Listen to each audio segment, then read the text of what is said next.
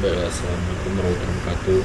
Saya Rika Ardianto dari F3, nomor PP 17 10 11 5263 0084.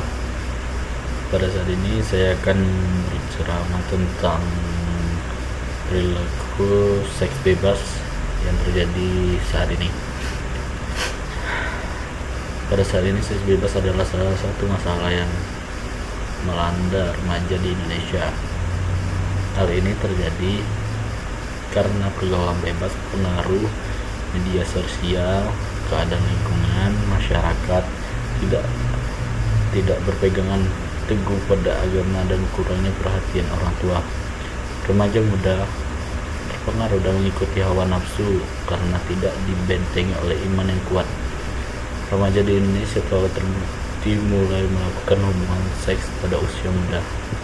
Hasil penelitian Yayasan Kesuma Buana menunjukkan bahwa sebanyak 10,3% dari 3.594 remaja di kota besar di 12 kota besar di Indonesia telah melakukan hubungan seks bebas. Berdasarkan penelitian, di berbagai kota besar di Indonesia, sekitar 20 hingga 30% remaja mengaku pernah melakukan hubungan seks bebas. Perilaku seks bebas tersebut berlanjut hingga menginjak ke jenjang perkawinan. Hal ini dimungkinkan karena lemahnya kontrol orang tua pada mereka.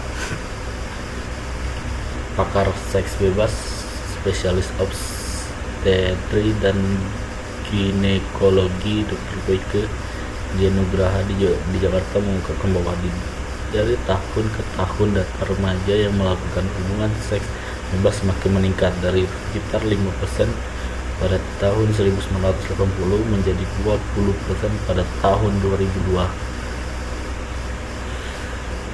Data tersebut sejalan dengan survei Badan Kependudukan dan Keluarga Berencana Nasional (BKKBN) pada tahun 2010. 52% remaja Medan sudah melakukan seks bebas yang berdampak pada terjangkitnya penyakit infeksi menular seksual (IMS).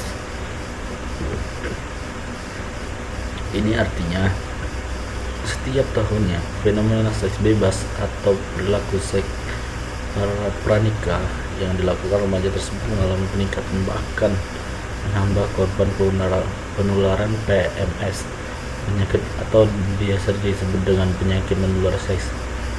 Dr. Ahmad menuturkan berdasarkan survei terhadap kesehatan reproduksi remaja yang dilakukan pada tahun 2007, remaja usia 15-19 tahun baik putra maupun putri tidak sedikit yang sudah melakukan hubungan seks bebas. Data terhadap 10.833 laki-laki berusia 15-19 tahun didapatkan sekitar 72%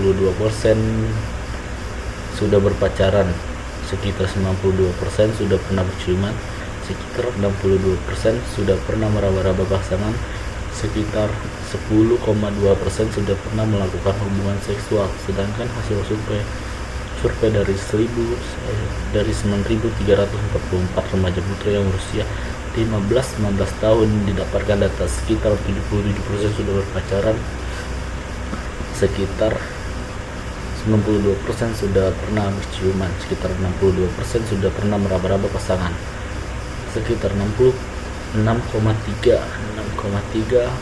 sudah pernah melakukan seks bebas. Menurut Al-Ghifari 2003, perilaku negatif remaja, terutama hubungannya dengan penyimpangan seksualitas, pada dasarnya bukan murni tindakan diri mereka sendiri, melainkan ada faktor pendukung atau yang mempengaruhi dari luar. Faktor-faktor yang menjadi sumber penyimpangan tersebut adalah minimnya kualitas informasi yang masuk pada remaja sebagai akibat globalisasi. Akibatnya, anak remaja jarang mendapatkan informasi sehat dalam seksualitas. Perilaku seks bebas sangat beragam pemicunya menurut Maslow dalam tingkatan hierarkis, bahwa terdapat kebutuhan-kebutuhan yang harus dipenuhi manusia. Salah satunya adalah kebutuhan fisiologi.